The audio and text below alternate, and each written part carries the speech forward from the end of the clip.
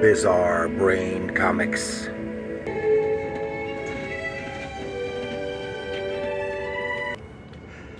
Hello, my comic book friends, and welcome to Bizarre Brain Comics. I'm Gary, your host.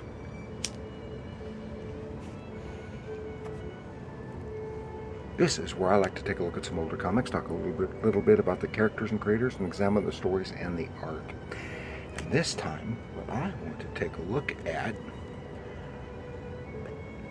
briefly here is Thunder Girl Digest. You might say, what the heck is that? Well, it's the Big Bang Comics Collection, Thunder Girl Digest from 2014. From Big Bang is under Image Comics. And Thunder Girl is a comic book superheroine who first appeared in Big Bang Comics number 2 in 1994. She was created by Chris Ecker and Sheldon Moldoff. And she is more or less a copy of and inspired by Mary Marvel of the Shazam Marvel family, as originally presented in the Fawcett comics of the Golden Age. The art and style of the stories was an imitation of the style of artist C.C. Beck in that era of the books. She's the teenage girl, Molly Wilson, who exists on Earth A of the multiverse, who is transformed by Mother Nature into Thunder Girl when she touches the mystical ring and amulet she wears and says the magic word Alakazam. And as Thunder Girl, she is the world's strongest girl. And you can clearly see, right here, it's very much in the style of the C.C. Beck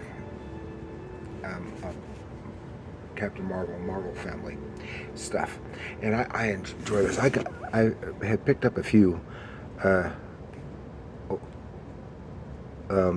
Big Bang comics over the years, and some of the stuff I read is in here.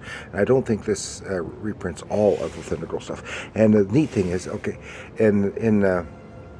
originally she was it was the whole storyline was placed in the Golden Age, even though it was in the Modern Age or the Copper Age. She was put in the Golden Age of comics, and during World War II, the World War II era. And you'll clearly see it. And this is done by a variety of creators. And as you can see, some from the Big Bang Comics collection, Alakazam, your magic password to fantastic thrills and adventure. And here's two different colored paintings from there. And see, where is it? Not there. Oh, here's a drawing of her by Alex Ross. There's some of this stuff, but it has a false history of her here being told as if it was originally a series from the Golden Age.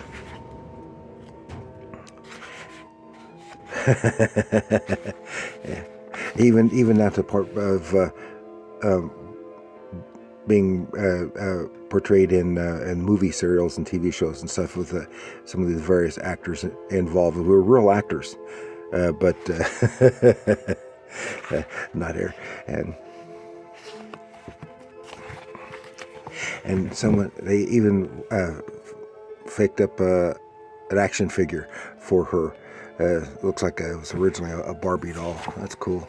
And here we have Thunder Girl's fashion show, but different costumes, a variety of costumes, designs for as if she had existed all this time. This is done by various artists. in a variety of costumes, very similar to what they did with Supergirl in the 70s. And they even put her have a story in here. I'll show a little bit of it later. Somewhere, where is it? I can't find it.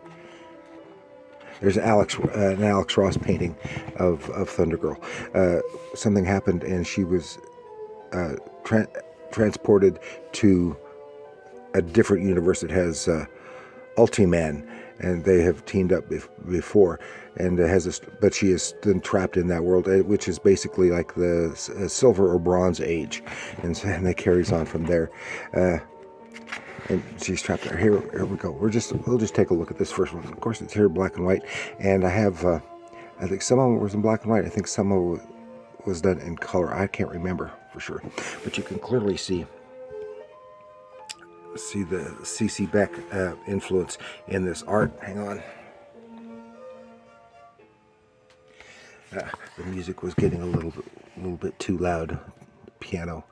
This is Thunder Girl and the Robber Robot, and the silly kind of stuff. But as I said, you can clearly see the C.C. Beck influence. There's some nice artwork, very consistent, and some lovely line work, and good visual storytelling with that tongue-in-cheek nature, which is something.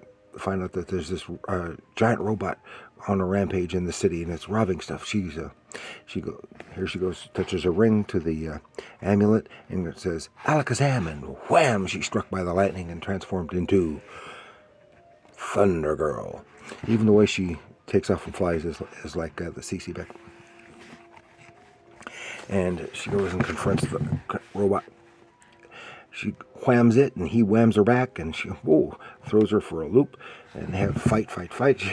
He collapses, falls over, hits a building, and the top of the building starts to fall over, and she has to quickly fly, catch it, and put it back in place. And it's funny because notice even the building here, it looks like a face on the building. And she follows. Then she carries on, follows the robot. It robs the bank, grabs the whole vault, and heads over to Eureka Inventions Incorporated, which is gasp!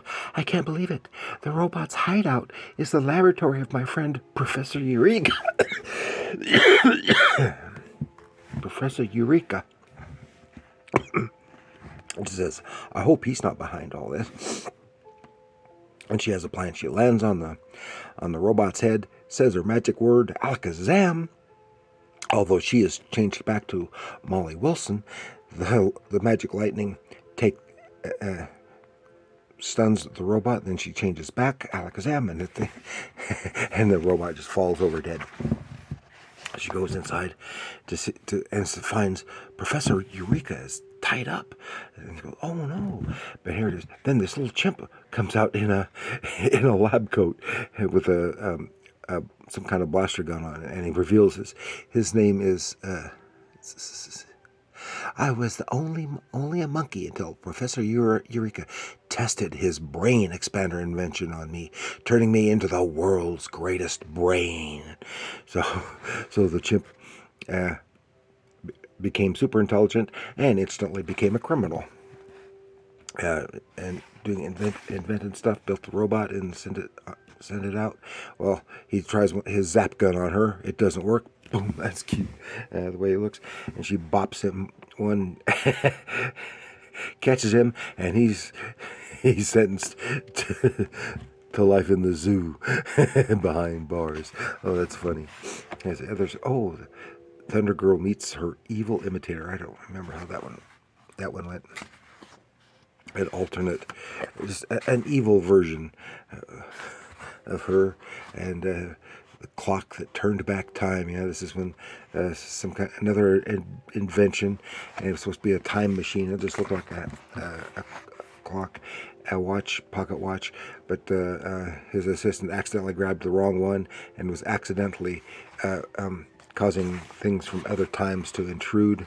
Then we get here to the story with Ultiman. I've got an Ultiman book too I want to read, who is basically their version of Superman, even down to the art style, and which this girl without a memory is found wandering around, and the lightning is attacking her, and he keeps saving her from the lightning. She says, "I don't know what's going on," and finds an elderly couple, and they think it's their daughter because it looks just like her, except when she was younger. Well, actually, I think it is. It's this girl from she is the same girl from an alternate universe, and eventually it turns out to be when finally the lightning does strike her, she's turned into Thunder Girl, and with that her memory comes back, and she's trapped here on this earth, and she'll stay with that couple because she was an orphan on her own world, and she's trapped there, and everything's nifty thereafter. Some really nice artwork. Here's another one that takes place after that incident. She's trapped on this world. This is reminiscent. Gary Carlson and Jeff Austin, and this is reminiscent here of the clubhouse from what do you call it? A Legion of Superheroes, and way back when, and it's the beatnik from outer space, and here's the last one. I had this one, Big Bang Comics Summer Special, featuring a story from her original timeline, and back to the stuff when she is part of this group, the Knights of Justice. All this other superhero group. They battle the world's nastiest Nazis. They had a similar thing for the Marvel family too, in which she and Professor Eureka discover the